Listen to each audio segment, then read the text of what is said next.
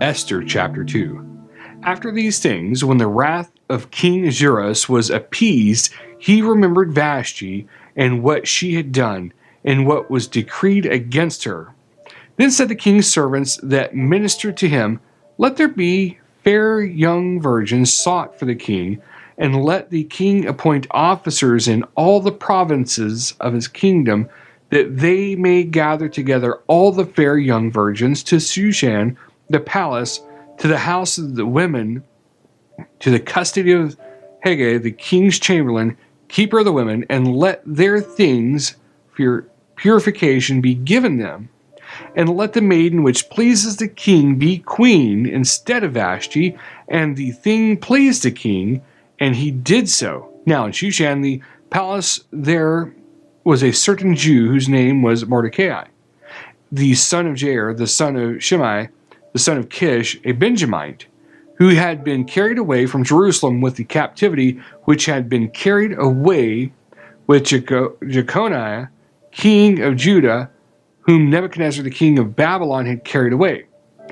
And he brought up Hadassah, that is Esther, his uncle's daughter, for she had neither father nor mother, and the maid was fair and beautiful, whom Mordecai, when her father and mother were dead, took for his own daughter.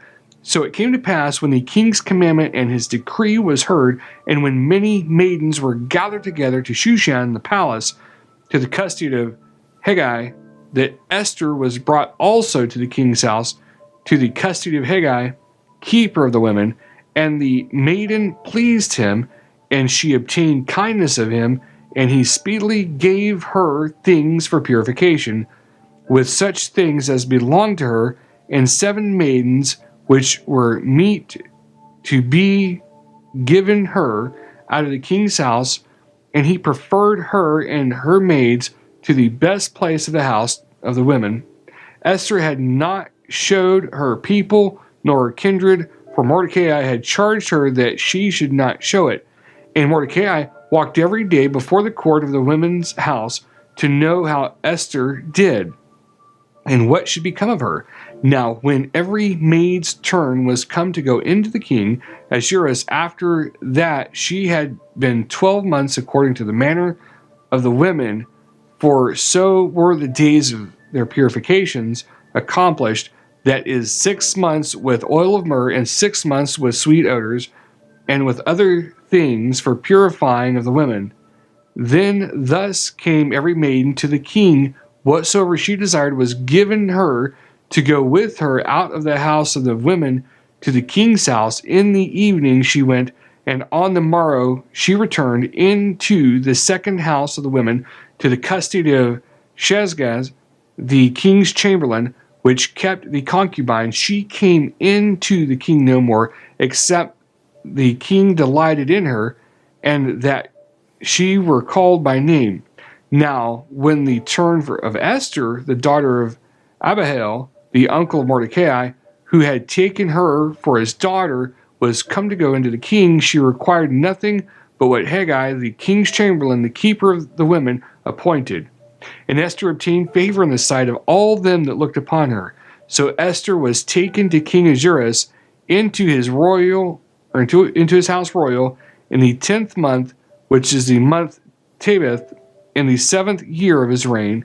And the king loved Esther above all the women, and she obtained grace and favor in his sight more than all the virgins, so that he set the royal crown upon her head, and made her queen instead of Vashti.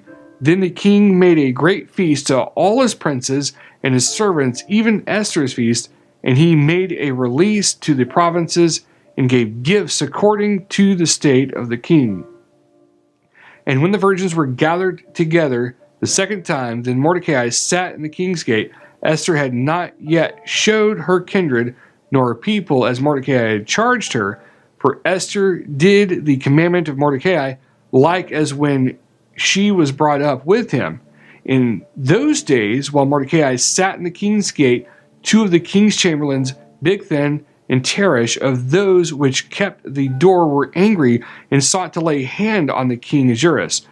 And the thing was known to Mordecai, who told it to Esther the queen, And Esther certified the king thereof in Mordecai's name. And when inquisition was made about the matter, it was found out. Therefore, they were both hanged on a tree, and it was written in the book of the Chronicles before the king.